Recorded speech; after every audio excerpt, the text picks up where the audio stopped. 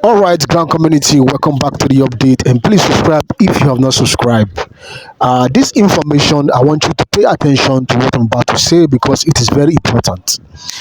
Now, we are talking about disbursement, we are talking about people saying things and not standing by their words. Other people are also collecting money. People like new grant subscribers are collecting money, paying money to all these NGOs. They are collecting money, and the people who have paid before have not received a dime, and they are still collecting money from fresh takers.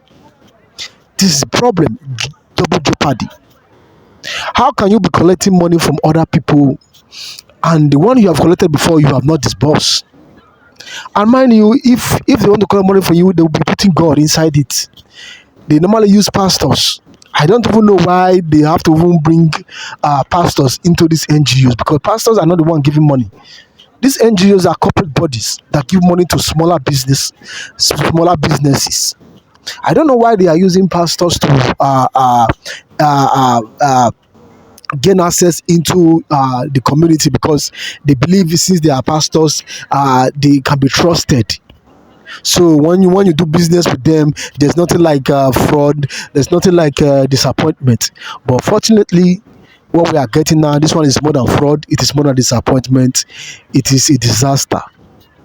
I don't know why these pastors are allowing these people to use them, or why they allow themselves to be used. Because if as a pastor somebody comes to you and chooses to introduce a business to you, I believe you're supposed to do your proper verification for you to understand the type of business and what it takes, the downside and the other side, so that when you are telling your members or when you are dishing out information, you have the accuracy information to give to people, not getting information haphazardly, and you give out information because people trust you as a pastor. They decide to pay money, and at the end of the day, there's no disbursement, which is really, really frustrating at this point in time. People are still paying money for slots, and the former slots, people who have collected money before have not received disbursement, which is a shame. I want you to pay attention to this information. If you don't want to learn, you learn the hard way. Pay attention to Prince CC as he talk about disbursement kickoff. And I don't know how he got his information, and I want you to pay attention to him and be attentive and make sure you read in between the line. And the comment section is open for you to also say your mind, and let's move forward regarding disbursement. Pay attention to him and subscribe to the update. This is a matter of concern because as we are in expectation of disbursement, this could happen or kick off any moment. And these are some of the things you need to do. In other words, a realistic guide towards a disbursement. Yes, there comes a time in every man's life when the pain of waiting, the weariness of faith, and also the trembling hope for a new dawn begins to collide all in a single moment. When you have hoped, and sometimes in the corners where no one could see, you had possibly cried at different times. And then, but you've also sat in some gatherings and you listened to updates, you've clung to announcements from different channels and organs. You have fought off some shadows of doubt, and you've believed in this grant, not just because of the money, but for the possibility of you personally rewriting your story. You have endured ridicule, you have endured whispers, the temptation to give up, but somehow, deep inside your chest, something kept telling you that you can move forward. There is a whisper that says, hold on, something is about to break. And now you are standing on that edge of the break point. The air feels so different. The silence is heavy with the emptiness of it, but with impending fulfillment. The signs are here. Disbursement could kick off at any moment. Don't think about it. Disbursement could kick off at any moment. But before the trumpet sounds and the joy begins to explode in every quarter, you personally must ask yourself, What am I supposed to do, or what am I supposed to be doing right now? This is not just about being ready to receive the fund. It's about being prepared to handle, to manage, and also to multiply what is coming for you. It's about the responsibility that comes with disbursement, the wisdom, and the spiritual sensitivity. Now, I want us to go honestly and thoroughly into what you are expected to do with your heart, your mind, your plans, your faith, and your life as this long-awaited disbursement prepares to touch down. You, first of all, need to prepare your mind and spirit. You cannot enter your Canaan with an Egyptian mindset. It will never go. If you have waited for months or even years, the waiting has likely shaped your thinking, and in both good and bad ways. You have learned endurance, yes, but you may have also developed anxiety in the course, fear, an unhealthy obsession with this grant. So now is the time to reset your brain, reset your mental and spiritual capacity and posture. You should begin to shift. You must now believe that this is happening. That shift in your mindset that unlocks a different level of faith and preparedness. So begin to shift to when this will happen. Begin to pray more than ever. Not out of desperation, but out of some alignment in your spirit. Praying for wisdom, praying for divine timing, praying against every spiritual hindrances. Pray that you don't miss that moment. Clean up your heart. Forgive those who have mocked you at different times. Forgive the delays in itself. Let go of the bitterness. A lot of people have not really let go of that bitterness. And that is why any little post you see them snack up, because they haven't forgiven the delays itself. They haven't forgiven those who mocked them in the process. Let go of bitterness. A blessed heart is an open vessel. I dare to tell you that you cannot carry the weight of a blessing in a bitter vessel. It will not bless you. It will not bless you.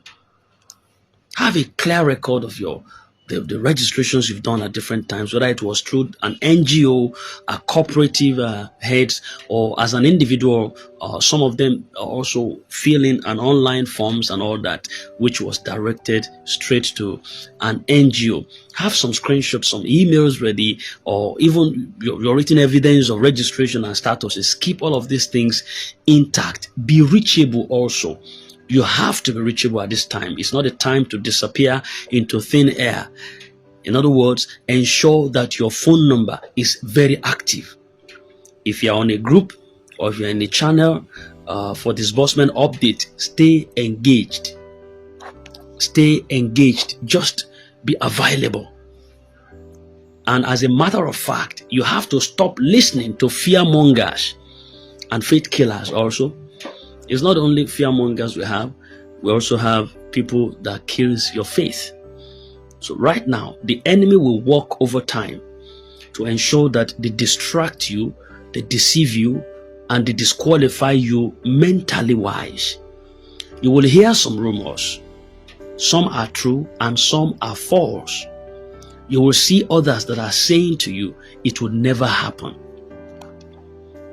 These are the kind of personalities I want you to guard your ears and your emotions like never before against them. Do not let doubt cancel your destiny. What am I trying to say? You have to filter every information you hear and only follow credible sources or coordinators. You have to avoid the chatter that causes emotional roller coasters within your organ, within your vicinity, within your purview. That is to say that going forward, you must surround yourself with believers, not just in religion, but people who believe in you, people who believe in your future, people who believe in the process. What I've come to see or observe within the ground ecosystem is that when it appears like information is coming very, very close, and it appears like everything is just getting into shape, you see people reacting positively. When it appears like there's a bit of a gap or a delay, you see people reacting negatively. In other words, a kind of a situation in the ground ecosystem that is able to predict your mood, it is not the best. That you only react to positivity when positivity shows up. That is like, we don't personally have a mind of ourselves. You understand what I'm trying to say? Like, we don't have a personal mind of ourselves. We just are being dictated by moods. Circumstances dictate how we react. If it appears like it's coming clean, it's coming positive, we begin to react positively. If it's coming a little bit like as if it's not being positive, we begin to react negatively. So the situation at hand is pressing us like button, doing ping pong on us. But you know, once we are bizarre, whatever comes across our path, we are departmentalized. And that's what I want you to have. That's the kind of mindset I want you to have. Not just in religion, but a kind of people who believe in you, in your future, and in the process. Those are the kind of personalities you need to surround yourself with. As a matter of fact, write down your financial plan in details before the money lands. This is very important. Your plans, your financial plans before the money lands. If a blessing meets an unprepared person, it will become a burden. I'm just telling you what you need to know financially speaking. If a blessing meets an unprepared heart or an unprepared bank account, it will become a burden to that soul because he never prepares. Let that sink in into your subconscious mind. You must be ready. You must already know what you will do with the money, and more importantly, why. So this is not a time to experiment. You have waited too long to mismanage your breakthrough. Start with a sheet of paper, a kind of a journal or spreadsheet or something. You need to write how much you expect to receive, despite you don't know the figure right now. But you, in your mind, write how much you are expecting to receive. Write the percentage you will tithe or give to God from this fund. Write what amount that you will use for processing of needs, like the debt, the rentage, the foodstuffs, some of the things that you need to take care of within your house. Write that an amount down. There are pressing needs, they should face them. Then write down what amount you will save. I've received, there was a time I released a comprehensive V-note on this. You can just search up some of the arrays of the messages we have here, or the V-note we have here. I did a comprehensive V-note on that. You understand? So write down what you will save, what you will invest in, write it down, and how much. What you will set aside for growth, for skill acquisition, for business, write it down. That is, you have to be brutally honest with yourself. Don't write for show. Write to guide your future. You know why? If you don't tell money where to go, money will tell you where it went. So it's a time also to do your diligence and not fall for scams or fraudsters. They are all over the place right now. In fact, they are shaking the ecosystem again. They've come out again, and with every legitimate movement, there comes a wave of opportunists kind of people, and scammers, fraudsters. Now that disbursement is very close, the internet will flood with helpers, people, the seemingly helpers that wants to help you out, facilitators, and fake NGOs that are claiming that they can fast track your money. You have to be aware of them. You have to be wary of them. There is no true disbursement agency that will ask for sensitive details like your PINs or OTPs. So no one should demand payment for you to receive what you are already qualified for. Nobody should do that. If you are very much unsure, ask your coordinator, or you double check in some official groups that you know that they are legitimate, because a single mistake could cost you everything. So you have to be vigilant. It could cost you everything. You must be vigilant. You have to reconnect with your whys, what is called WHY.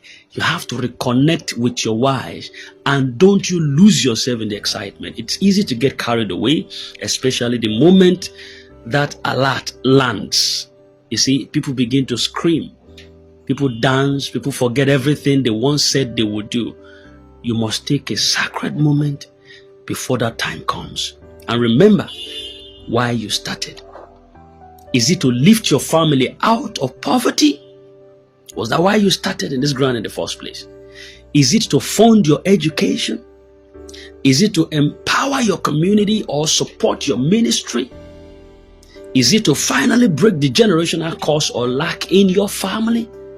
Write your why down. That is your why. Why did you enter into this grand ecosystem? Why did you enlist in this initiative in the first place? Write that why down and place it where you can see it every day, so that when the money comes, that why becomes your compass. It becomes your guide. It becomes a lamp for you.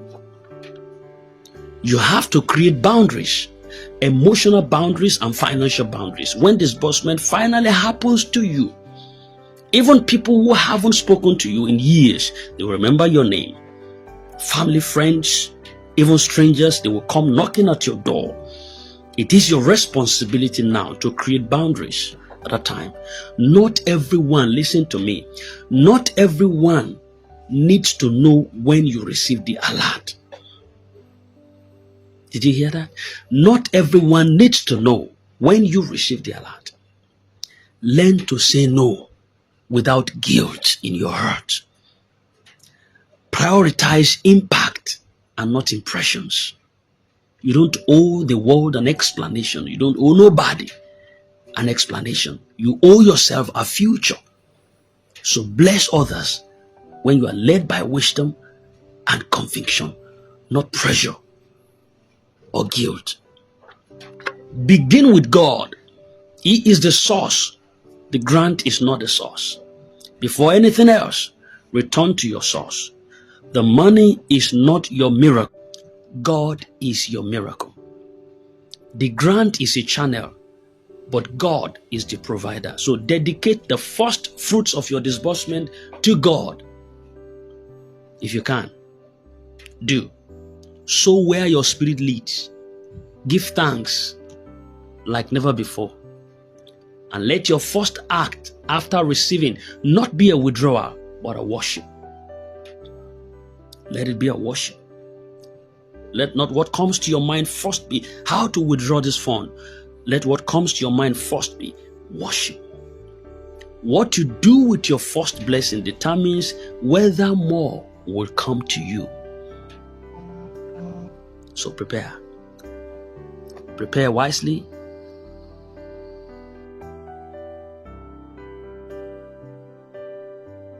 Yes, you got to prepare. Prepare for the long term beyond the disbursement. The grant is not just for consumption, it is for transformation. And transformation is a long-term commitment. So now is the time to consider that you have to register a business name or organization.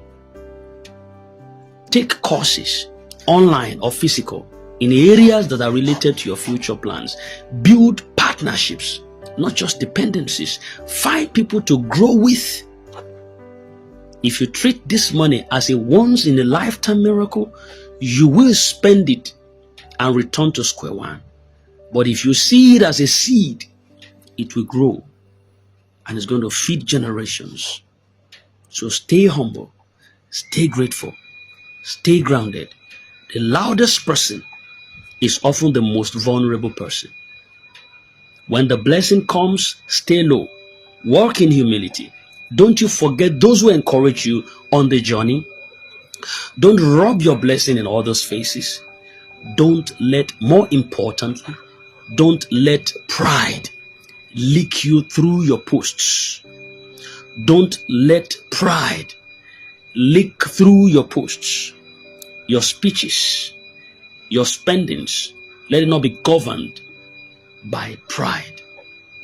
Let your success speak, not for attention, but for testimony. True wealth whispers, fake riches screams. Finally, this is your moment, so handle it well. You have waited, you have endured, you have fought tears, you have fought fears and fatigues, and now your time has come. But how you handle these next few hours, these next few days or weeks, will define not just the blessing, but your legacy. Get up now. Prepare. Clean your space. Ready your heart. Strengthen your spirit. Arrange your accounts.